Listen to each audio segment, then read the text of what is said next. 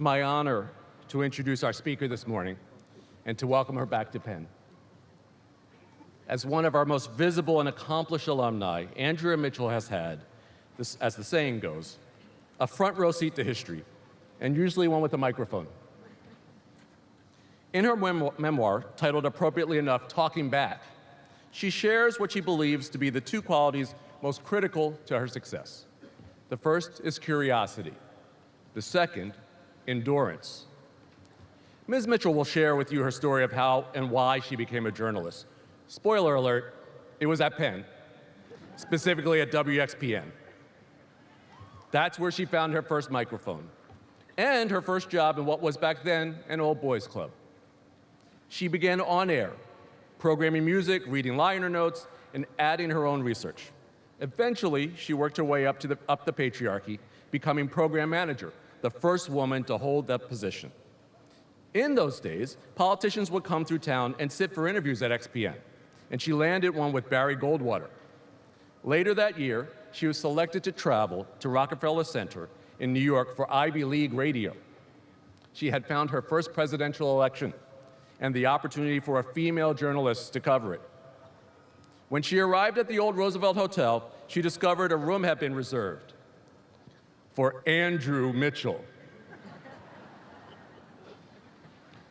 Later, she got a summer job at KYW News Radio in town as a typist, not a reporter.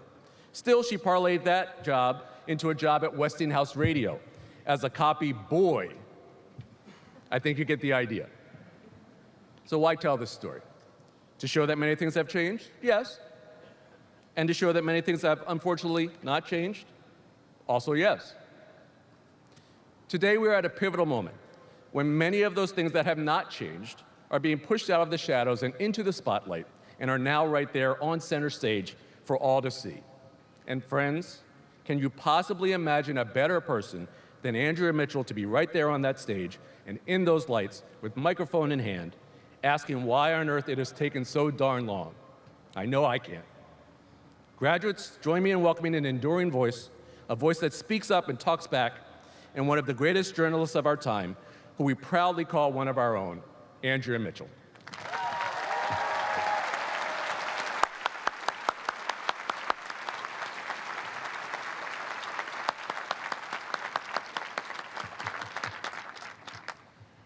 Thank you all so much, President Gutman, Provost Pritchett, Chairman Cohn, Reverend clergy, faculty, parents, families, friends, and partners, and the combined classes of 2018.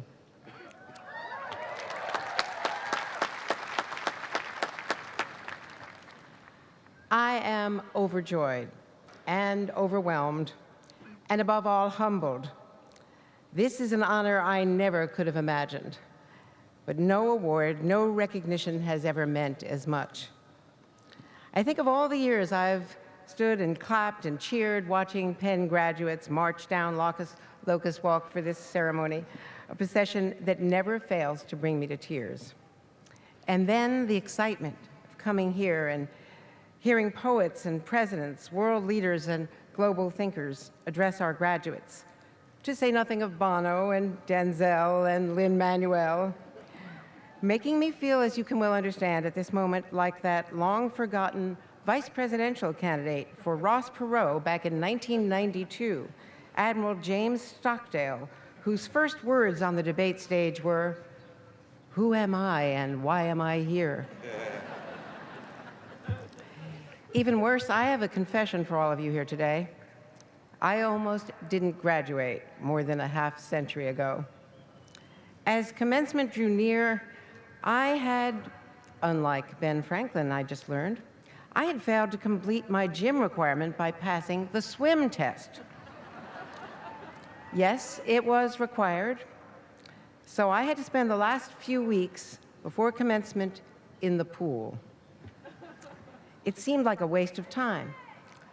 But you know, decades later, I got caught in a riptide off of Great Point on Nantucket Island. I had to tread water as I got carried out to sea for what seemed like an eternity before I was finally rescued. I wasn't sure I was going to make it, but I was prepared at Penn.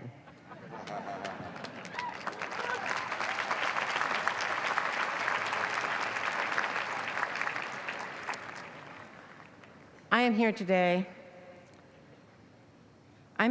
because when I arrived as an unformed 16-year-old freshman, this great university gave me choices at a time when it was not at all self-evident that women could strive to compete as equals. Penn is now vastly different than it was back in 1963, fully coeducational, diverse, even more intellectually vibrant, and physically so beautiful. I am proud of our stellar faculty, all of the physical improvements, our architecture, our green spaces. But most of all, I am here to celebrate you today. You are what make our university so great. Your intellectual capital, your research, your discoveries, your community service, as you have, we hope, forged lifelong friendships and become proud Quakers. So I've been thinking a lot about what wisdom I could offer your class today. I'm struck by how many of life's adventures are the result of accident, not design, if you are prepared to take advantage of the serendipitous. That means having the tools, the knowledge imparted by this great university, and the confidence to take chances, explore new paths, chase your dreams. I often think about how different my life would have been had I not wandered down the third-floor corridor of Houston Hall in the fall of my freshman year to follow the sounds of classical music and discovered what was then the studio of WXPN.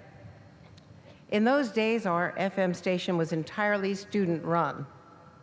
We programmed classical music, jazz after midnight, folk music on Saturday nights, and news.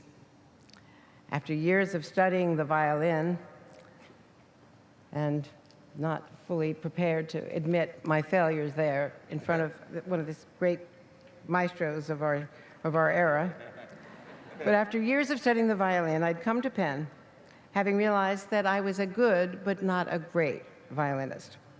And no matter how hard I practiced, I would never, to paraphrase that old joke, never get to Carnegie Hall. But I was a pretty good English student. I had loved writing since becoming the school news reporter for our hometown newspaper in the 6th grade. I had fallen in love with history and literature thanks to encouraging teachers in high school. So exploring my interests in a liberal arts curriculum was an inviting alternate aspiration.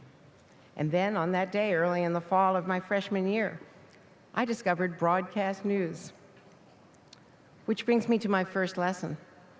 Be curious. Do not presume to know who you might become because you never finish becoming. I look back on those early years in the College of Liberal Arts for Women with gratitude and with thanks that the College of Liberal Arts for Women no longer exists.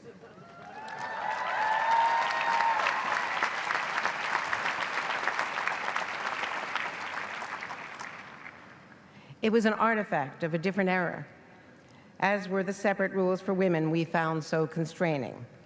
The curfews, the dress code, the rules that did not apply to the men. It was an oppositional time over civil rights and later Vietnam. The early strivings of what was to grow into the women's movement. A decade both transformational and turbulent, marked by violence throughout. The killing of an American president only 2 months after my class arrived on this campus.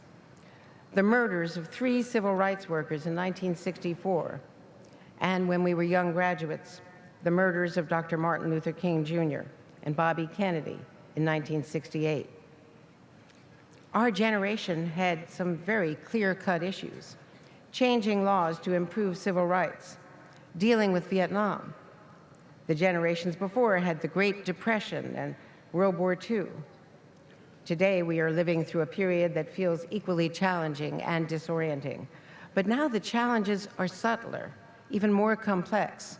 The social dilemmas affecting race, ethnicity, gender, problems that new laws can address, but not always fix.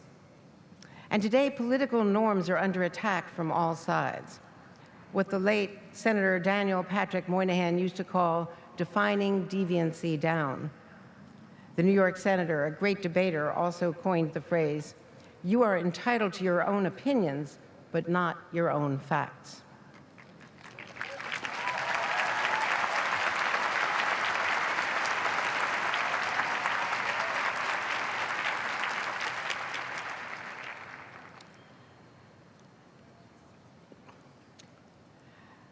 But in today's politics, facts are described as alternative, and truths are often relative. Devices that we thought would liberate us can at times weigh us down. Social media that enable us to forge connections can at times be isolating. We can feel overrun by the velocity of information bombarding us day and night. And in a country more divided than at any time in recent memory, too often we retreat to our corners, becoming all too comfortable relying on news media that confirm our opinions rather than challenging our preconceived notions. But you here in the class of 2018, you have the capability, the education, and the spirit to tackle these and similar issues in a world with 3 times the number of people as when I graduated so many years ago. So my next lesson, be open-minded, never stop learning. How to find the truth? Use the skills you've learned here at Penn. Evaluate your sources, test your theories, be smart consumers. In this overheated environment, honest, fearless journalism is essential to sustaining our democracy.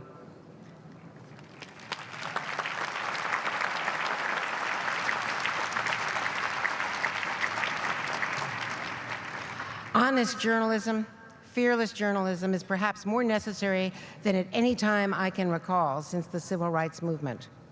But to fulfill our mission for you, the public, we must demand more of ourselves, and you must demand more of us. We must guard against errors and avoid hyperbole, make sure we do not jump to conclusions or parrot conventional wisdom. And as new media proliferate and lines are blurred between hard news and entertainment, those of us performing traditional journalism have to stick to our core mission, providing a reality check, a factual baseline against which to measure a storm of tweets. In this regard, calling us the enemy of the people or fake news is calculated to diminish our authority, to make it more difficult to challenge false narratives, even as our politics become increasingly disconnected from facts. Fake news is hardly a new phenomenon. Wars have been started as the result of sensational headlines based on false narratives. As long ago as 1898, when claims that a torpedo or some other external explosion blew up the USS Maine in Havana Harbor, killing hundreds on board. The cry, "Remember the Maine," quickly became the pretext for the US to declare war against Spain. The cause, originally unclear, almost a century later, another investigation discovered that the tragedy was probably self-inflicted, possibly the result of a coal bunker fire on board. But these days, fake news is also what people call news they don't agree with. And it can be information warfare, such as Russian propaganda masquerading as legitimate news to exploit societal divisions and set us against each other. As consumers and purveyors of information, it's on us, all of us, to figure out what is real and what is not. So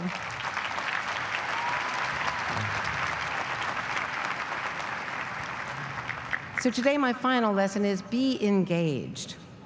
As you follow your passions and discover new pursuits, be involved citizens. Be involved citizens of your neighborhood, your community, your nation, and the world. Express yourselves, whether it is with a blog or a book or a painting or a play, in a classroom, by joining a movement or just playing a game. We all know the power that sports have to bring us together. Just take it from our incredible basketball team, the first to make the March Madness tournament in 11 years.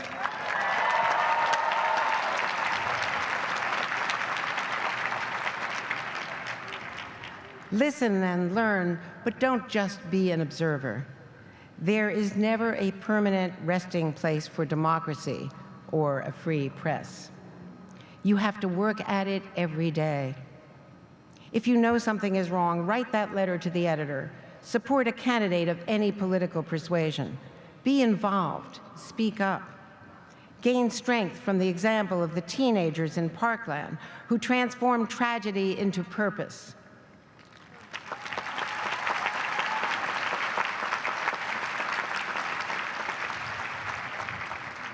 Feel empowered by the women and the men who are no longer willing to tolerate the abuse of sexual predators.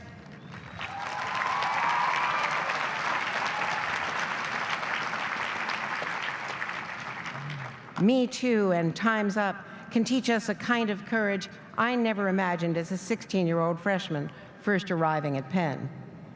It was pure happenstance that I walked down the 3rd floor of Houston Hall that day, embarking on a path of discovery that became a career of never-ending adventure, all because of a little luck and because I was prepared to take advantage of it. Prepared because of Penn. Now it's your turn.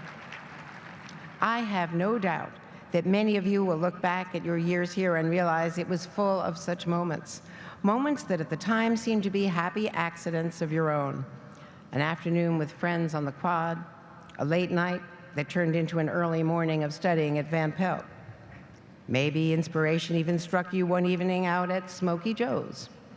Hey, who am I to judge? You have had a superb education, but in truth, it's only the first step on your journey. Your challenges will be great, but so will the opportunities. Your careers will likely veer in directions we have yet to imagine, toward occupations that have not yet been invented. Many of you will be leading the way in these transformations. But don't forget your roots here on this campus. They will nourish you as you grow and thrive. And remember, if you are rocketing through space someday, thanks to Elon Musk, the globe that you see will have no borders, no artificial boundaries, no barriers against refugees or immigrants. Just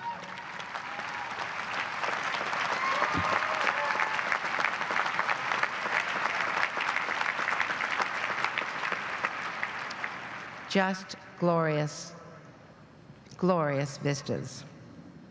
And finally, if you'll permit me a little sentiment, let me share what my friend and mentor in journalism, Tim Russert, a great bear of a man from Buffalo, whom we lost way too soon, used to say as I would rush off to a new assignment each morning. Go get 'em. Go get 'em, class of 2018. You have made us all so proud. Thank you so much. Thank you for the honor of my lifetime.